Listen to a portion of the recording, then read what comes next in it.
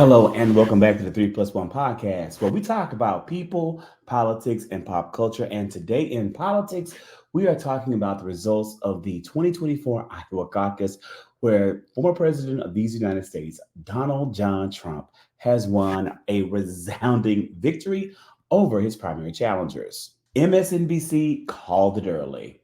NBC News can now project at this hour at 8:33 p.m., 7:33 Central Time, 8:33 in the East Coast, 7:33 Central Time, that former President Donald J. Trump will be the projected winner in the Iowa caucuses for the 2024 presidential election. Again, about 33 minutes after the doors closed in the Iowa caucuses, with very few actual results in, but based on the results that we do have and the entrance polling that we do have, NBC News now projects that Donald Trump will be, at the end of the night, the winner of the Iowa caucuses.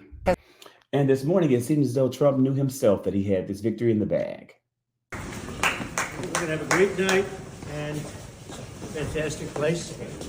We've won it twice, as you know, 2 elections, and I think we're going to have a tremendous night tonight. The people are fantastic, and I've never seen spirit like they have countrywide. But in Iowa, I've never seen spirit like this.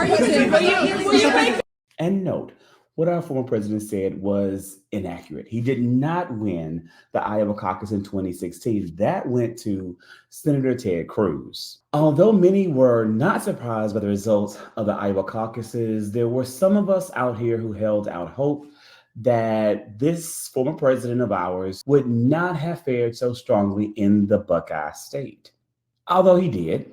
But, you know, when you think of the things that he faced going into this, if you think about it that way, there was a little reason to hold out hope. And I wrote some things down. You can't forget that since former President Trump was defeated by President Joseph Robinette Biden, Republicans have lost multiple Senate seats.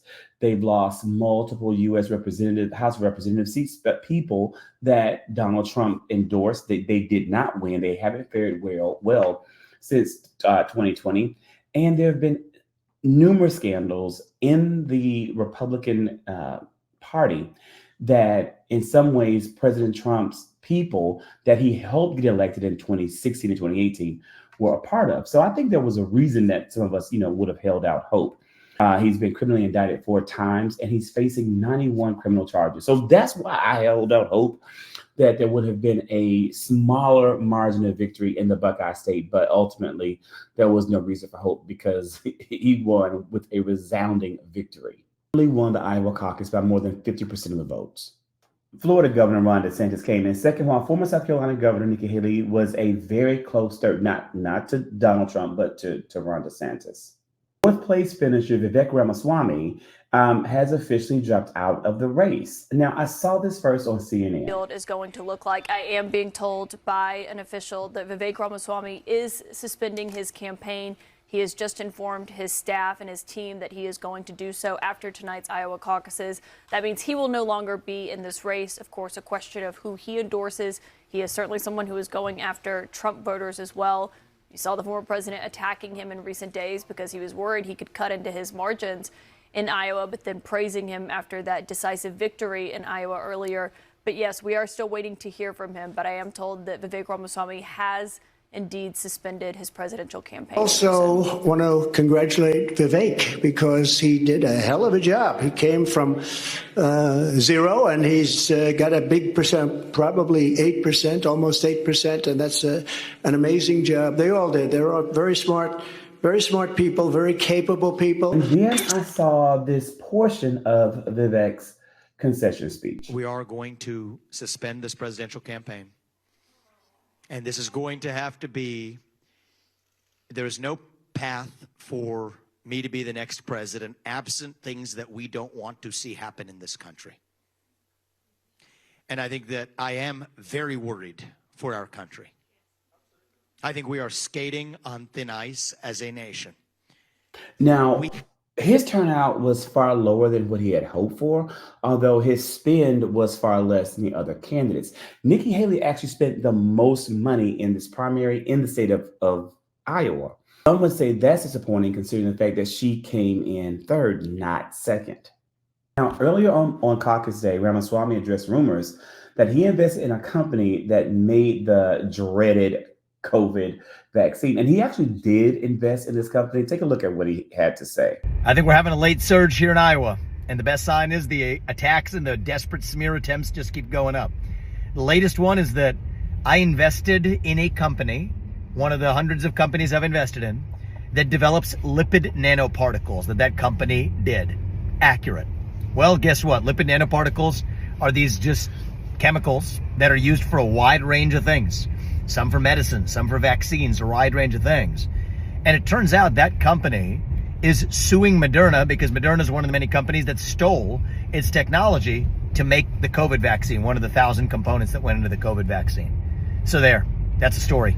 They try to use that as some sort of smear campaign, put some overlay of some ominous music over it. Don't fall for their trick.